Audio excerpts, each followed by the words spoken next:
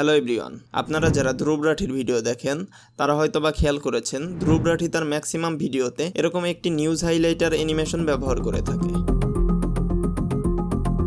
তো আজকের ভিডিওতে আমি আপনাদেরকে দেখাবো কিভাবে আপনারা আফটার ইফেক্টস ব্যবহার করে ধ্রুব রাঠির মতো এরকম একটি নিউজ হাইলাইটার অ্যানিমেশন তৈরি করতে পারবেন খুবই সহজেই। তাই কথা না বাড়িয়ে চলে যাওয়া যাক আফটার ইফেক্টসে। তো চলে আসলাম আফটার ইফেক্টসে। আপনারা যদি আমার প্রজেক্ট প্যানেলে খেয়াল করেন তাহলে আপনারা এখানে দেখতে পাবেন এখানে আমি একটি ইমেজ এবং একটি ভিডিও ইম্পোর্ট করে রেখে দিয়েছি। এখানে আমি যে ইমেজটি ইম্পোর্ট করেছি সেটি হলো একটি নিউজের স্ক্রিনশট, আর যে ভিডিওটি আমি ইম্পোর্ট করেছি সেটি হলো একটি ওভারলে ভিডিও। এই ভিডিওতে যে সকল এলিমেন্টস ব্যবহার করা হবে আমি সেই সকল এলিমেন্টসের লিঙ্ক আমার ডিসক্রিপশনে দিয়ে রাখবো। আপনারা চাইলে সেখান থেকে ডাউনলোড করে প্র্যাকটিস করতে পারেন। সর্বপ্রথম আমাদের একটি কম্পোজিশন তৈরি করে নিতে হবে। সেজন্য আমি নিউ কম্পোজিশনে গিয়ে এখান থেকে 30 ফ্রেম রেটের একটি ফুল এইচডি কম্পোজিশন আমি সিলেক্ট করে নিচ্ছি। তারপর এখান থেকে আমি ওকে প্রেস করে দিচ্ছি। কম্পোজিশন তৈরি করার পর আমি প্রজেক্ট প্যানেলে গিয়ে আমার যে নিউজের স্ক্রিনশটটি আছে এটিকে ধরে ড্র্যাগ করে আমার টাইম লাইনে এনে আমি ছেড়ে দিচ্ছি। তারপর আমি কিবোর্ড থেকে পি প্রেস করছি, এতে পজিশন প্যারামিটারটি আমাদের সামনে চলে এসেছে। তারপর আমি আমার এই নিউজের স্ক্রিনশটটিকে এভাবে পজিশন করে নিচ্ছি। পজিশন করার পর আমি আমার ইমেজের লেয়ারটিকে ডিসিলেক্ট করে নিচ্ছি।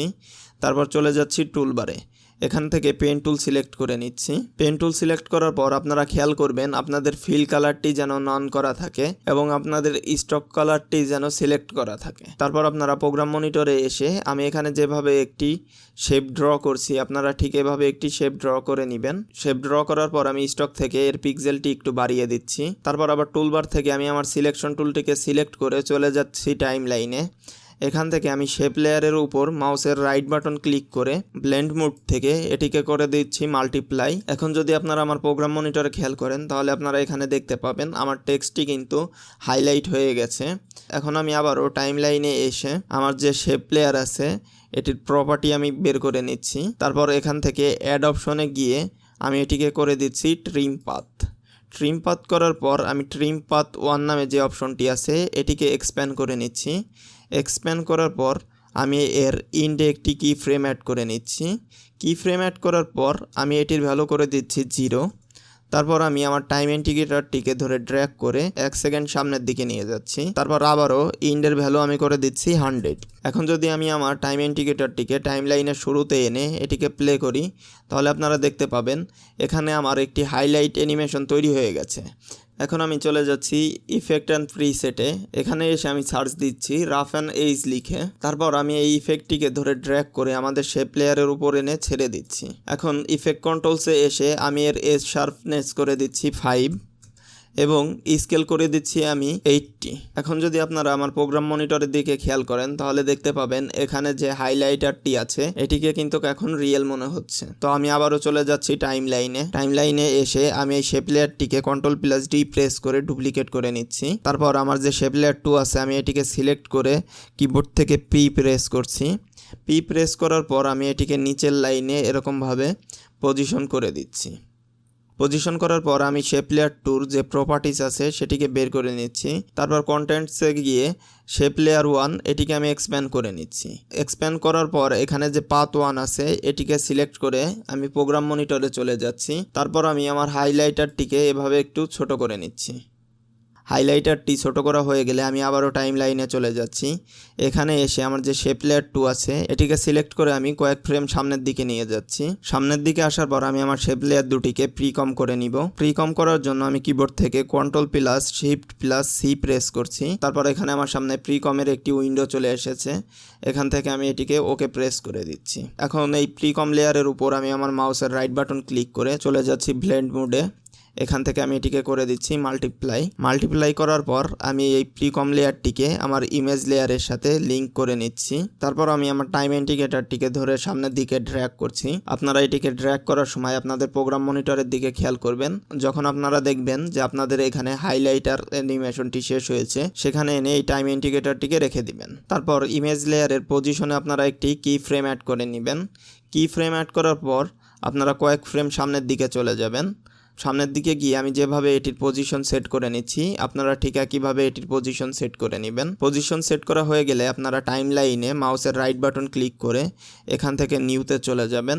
তারপর এখান থেকে একটি সলিড লেয়ার আপনারা ক্রিয়েট করে নেবেন। খেয়াল রাখবেন আপনাদের সলিড লেয়ারের কালারটি যেন হোয়াইট হয়। তারপর এখান থেকে আপনারা ওকে প্রেস করে দিবেন। ওকে প্রেস করার পর আপনারা এই সলিড লেয়ারটিকে ধরে ড্র্যাগ করে সবগুলো লেয়ারের নিচে এনে ছেড়ে দিবেন। তারপর হোয়াইট লেয়ারটিকে ডিসিলেক্ট করে চলে যাবেন আপনারা টুলবার থেকে পেন টুল সিলেক্ট করে নেবেন। তারপর এখান থেকে আপনারা যে লাইনটিকে হাইলাইট করতে চান সেই লাইনের উপর এভাবে একটি শেপ ক্রিয়েট করে নেবেন।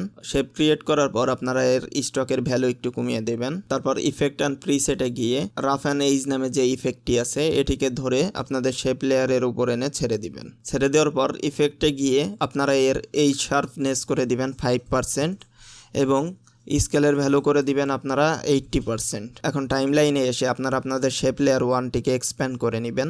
তারপর আপনারা দেখতে পাবেন এখানে অ্যাড নামে একটি অপশন আছে, এখানে ক্লিক করে আপনারা এটিকে করে দিবেন ট্রিম পাথ। তারপর আপনারা আপনাদের ইমেজ লেয়ারটিকে সিলেক্ট করে কিবোর্ড থেকে ইউ প্রেস করবেন। তারপর ট্রিম পাথ 1-এ গিয়ে আপনারা এর ইন্ডে একটি কি ফ্রেম অ্যাড করে নেবেন। খেয়াল রাখবেন আপনাদের ইমেজ লেয়ারের যে দ্বিতীয় কি ফ্রেমটি আছে এই কি ফ্রেমের সোজাসুজি যেন আপনাদের ইন্ডের কি ফ্রেমটিও অ্যাড হয়। তারপর আপনারা এই ইন ভ্যালুকে করে দিবেন 0%। তারপর কয়েক ফ্রেম সামনের দিকে চলে যাবেন, গিয়ে আবারও এর ইন্ডের ভ্যালু করে দিবেন আপনারা 100%। করার পর আপনারা এই শেপ লেয়ারটিকে আপনাদের ইমেজ লেয়ারের সঙ্গে লিঙ্ক করে দিবেন। তারপর শেপ লেয়ারটিকে সিলেক্ট করে মাউসের রাইট বাটন ক্লিক করে চলে যাবেন ব্লেন্ড মোডে।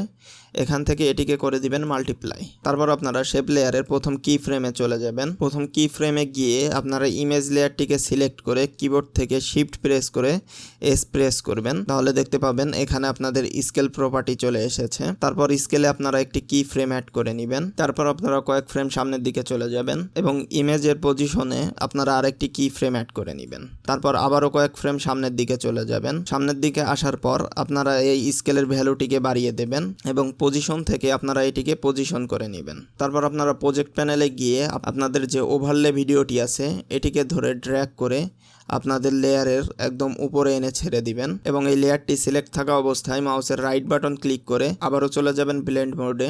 এখান থেকে এটিকেও করে দিবেন আপনারা মাল্টিপ্লাই। তারপর কিবোর্ড থেকে টি প্রেস করে এর অপাসিটি আপনারা করে দিবেন 50%। তারপর ইমেজ লেয়ারটিকে সিলেক্ট করে এর পজিশনের যে স্টপ ওয়াচটি আছে এখানে আপনারা কিবোর্ডের অল্ট প্রেস করে মাউসের লেফট বাটন ক্লিক করবেন। তারপর এখানে আপনারা একটি এক্সপ্রেশন লিখে নেবেন, সেটি হলো উইগেল এক্সপ্রেশন এবং এর ভ্যালু আপনারা করে দিবেন 1,10। এখন যদি আপনারা এটিকে প্লে করেন তাহলে আপনারা এখানে দেখতে পাবেন ধ্রুব রাঠির মতো সুন্দর একটি নিউজ হাইলাইটার অ্যানিমেশন তৈরি হয়ে গেছে। আশা করি সকলেই বুঝতে পেরেছেন কিভাবে আফটার ইফেক্টস ব্যবহার করে ধ্রুব রাঠির মতো নিউজ হাইলাইটার অ্যানিমেশন তৈরি করা যায়। তো আপনাদের কাছে যদি ভিডিওটি ভালো লেগে থাকে তাহলে লাইক, কমেন্ট এবং শেয়ার করতে ভুলবেন না। আর আপনারা যদি এমনই আরও ভিডিও এডিটিং রিলেটেড নতুন ভিডিও পেতে চান তাহলে আমার চ্যানেলটিকে সাবস্ক্রাইব করে রাখতে পারেন। তো দেখা হচ্ছে নেক্সট ভিডিওতে, ততক্ষণ পর্যন্ত সুস্থ থাকুন। আল্লাহ হাফেজ।